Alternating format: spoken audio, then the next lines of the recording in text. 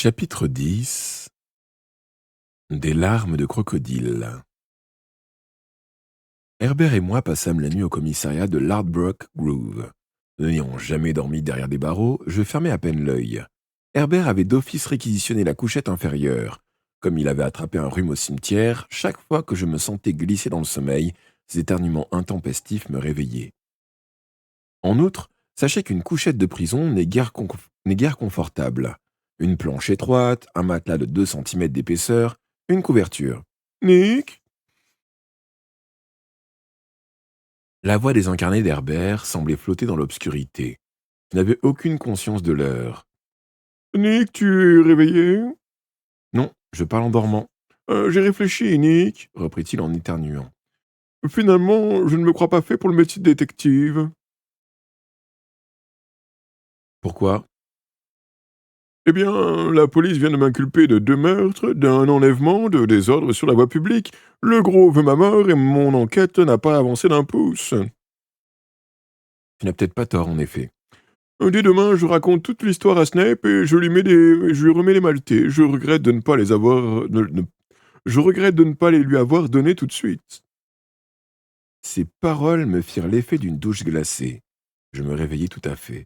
3,5 millions de livres en diamants, et il comptait les abandonner. Je me penchai par-dessus la banquette. Il faisait trop noir pour distinguer quoi que ce soit, mais j'espérais m'adresser à sa tête et non à ses pieds. Écoute-moi attentivement, Herbert. Si tu prononces un seul mot au sujet des Maltais, c'est moi qui te tue. Nick! Non, Herbert, ces Maltais constituent notre unique espoir. Il éternua. Mais on va m'envoyer en prison! Rassure-toi, je te rendrai visite chaque vendredi.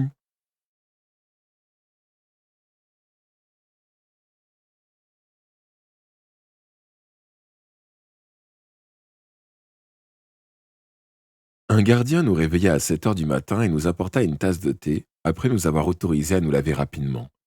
J'eus beau réclamer des œufs au bacon, je n'obtins en retour qu'un regard hargneux.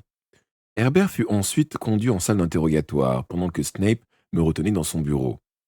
Boyle se tenait derrière lui, la mine menaçante. Je n'aurais même pas fait confiance à cet homme-là pour prendre mes empreintes digitales, de peur d'y perdre les doigts.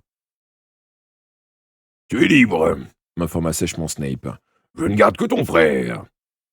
Combien de temps comptez-vous le retenir? Noël a lieu dans 5 jours, n'oubliez pas. Et alors? Il n'a pas encore acheté mon cadeau? Snape demeura imperturbable. Nous le retiendrons le temps nécessaire. Je vais demander qu'on t'envoie une aide sociale pour veiller sur toi. Moi, je veillerai sur lui, se proposa Boyle. Certainement pas, grinça Snape. C'est lui qui a besoin d'une nounou, remarquai-je. On s'en bat les kiwis, on s'en bat les kiwis, on s'en bat les kiwis, ouh. On s'en bat les kiwis. Boyle fit un pas menaçant dans ma direction, mais Snape le retint par le bras et le poussa dans la salle d'interrogatoire où mon frère attendait prostré sur une chaise. Je l'entendis éternuer avant que la porte se referme, puis tout à coup, je fus seul. Coucou, iFlip. Je rentrai chez moi, désœuvré. Il n'y avait rien que je puisse faire et je m'installai dans le fauteuil d'Herbert, les pieds sur le bureau pour réfléchir à l'identité du meurtrier de Laurence et à son mobile. Vers le milieu de la matinée, j'avais plus ou moins tiré les choses au clair. Laissez-moi vous exposer mes conclusions. Le gros nous accorde 2 jours pour lui apporter la clé. Par passion. Rien d'autre que de la passion.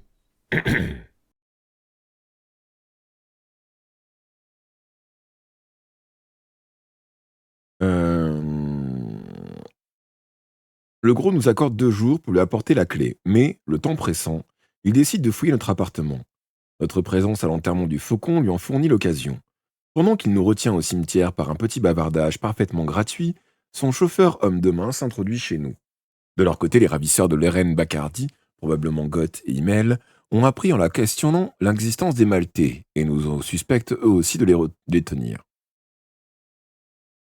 Ils font donc une petite expédition chez nous et tombent nez à nez avec Laurence.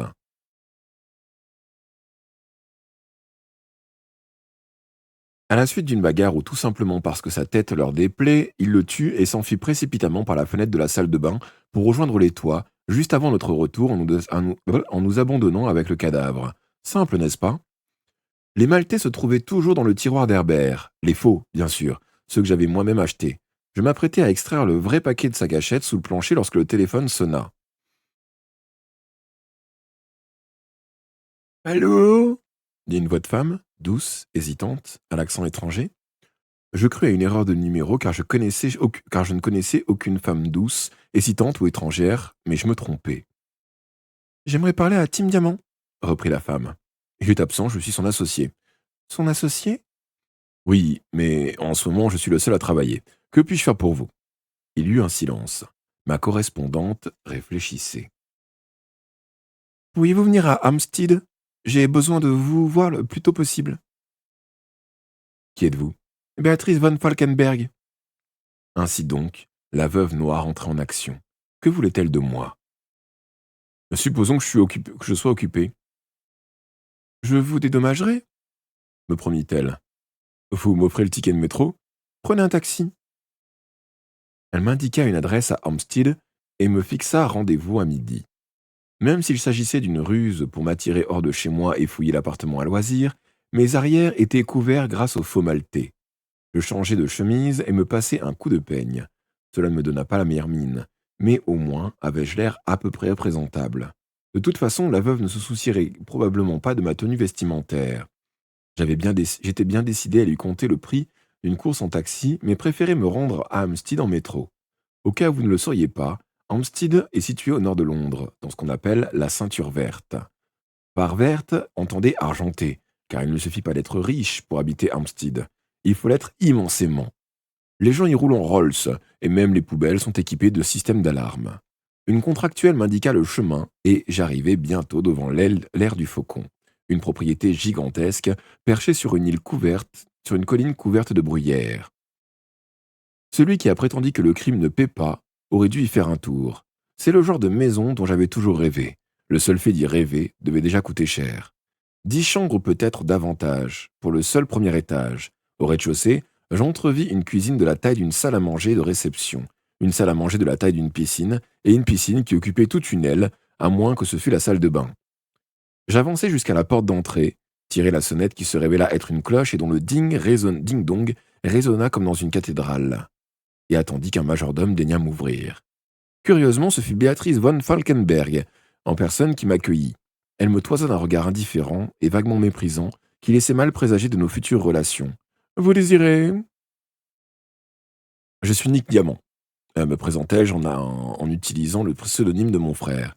Vous m'avez prié de venir. »« Oh, j'attendais un homme plus âgé. »« Si vous préférez, je peux revenir dans 20 ans. »« Non, entrez. » Je la suivis, aussi mal à l'aise qu'un gosse débraillé obligé de faire une révérence. Pour une veuve, Béatrice von Falkenberg était jeune, environ 40 ans, des cheveux noirs qui lui auréolaient la tête comme un bonnet de douche, le teint pâle, des lèvres rouges carmin. Elle portait une sorte de robe d'intérieur fondue jusqu'à la taille et marchait avec grâce. Tout en elle évoquait la classe, du fume-cigare en ivoire qu'elle tenait négligemment d'une main, au grand plat en argent garni d'énormes morceaux de viande crue qu'elle tenait dans l'autre. « J'allais donner à manger mon petit trésor, m'expliqua-t-elle. Chien? Non, ça doit être du bœuf, reprit-elle en regardant le plat de viande. Nous étions arrivés dans la salle où se trouvait la piscine. Autour du bassin, il y avait assez de place pour organiser une réception. J'imaginais fort bien de nombreux invités installés dans de confortables fauteuils en rotin, en train de siroter les cocktails que leur préparait un maître d'hôtel derrière son bar. Une seule différence entre la réalité et mon imagination, il n'y avait ni fauteuil, ni bar, et j'étais l'unique invité. En jetant un coup d'œil autour de moi, je pris subitement conscience que, si c'était bien une maison de milliardaires, les milliards avaient déserté les lieux. Les murs ne conservaient des tableaux... Les murs ne conservaient des tableaux qui les avaient ornés que des traces blanches. Les tringles avaient perdu leurs rideaux, et les plantes vertes avaient succombé à la sécheresse. Le palais était une coquille vide qui abritait en tout et pour tout une veuve en robe d'intérieur, un fume-cigare et un plat en argent. « Fido !» appela Béatrice en s'approchant de la piscine. « Viens vite, mon trésor !» Une masse sombre émergea soudain de l'eau. J'avalai péniblement ma salive. Outre la veuve, le fume-cigarette et le plat en argent, la maison abritait également un crocodile. J'aime beaucoup les crocodiles sous la forme de porte-monnaie ou de sac à main, mais celui-ci était bien vivant et frétillait dans le grand bassin, ses horribles yeux noirs fixés sur son casse-croûte. « Oh, ne craignez rien !» tenta de me rassurer la veuve. « Fido adore les étrangers. » Cru ou cuit ?» Elle esquissa un sourire et jeta à son petit trésor un morceau de viande qu'il happa avec un inquiétant claquement de mâchoire. « Je veux les maltais !» reprit la veuve sans me regarder. « Quel maltais ?» Elle saisit un deuxième morceau de viande et s'arrangea pour le jeter à nos pieds afin d'obliger le crocodile à s'approcher. « Il appartenait à mon mari. Le nain les a volés. Je veux les récupérer. »« Avez-vous un permis pour cette créature ?» questionnai-je sans cesser de fixer l'animal qui s'avançait beaucoup trop près à mon goût. « Oh, je l'ignore, c'est un cadeau de mon défunt mari. »« Et vous ne préférez pas les chats ?»« Oh, Fido les mangerait. » Une envie furieuse de tourner les talons et de fuir loin de cette maison me saisit. Mais je n'étais pas certain d'atteindre la porte. Le crocodile avait beau avoir de petites pattes, les miennes pesaient du plomb. Il se dandinait à 1 mètre de moi, ses yeux noirs fixés sur moi comme s'il attendait que je fasse un mouvement. Cette entrevue prenait des proportions démentes.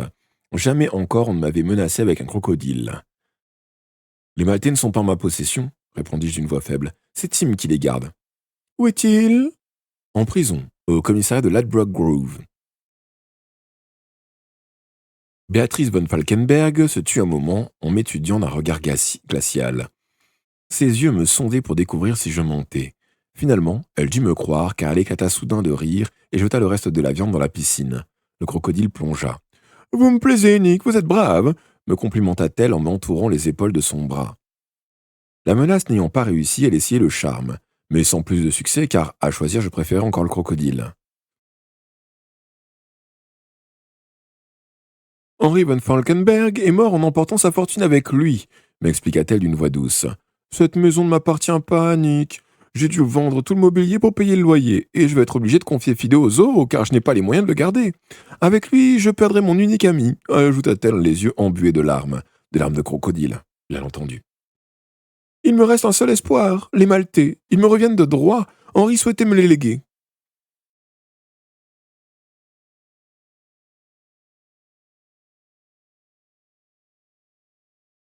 Qu'ont-ils de si spécial ? Oh, pour vous, rien. Pour moi, ils sont inestimables.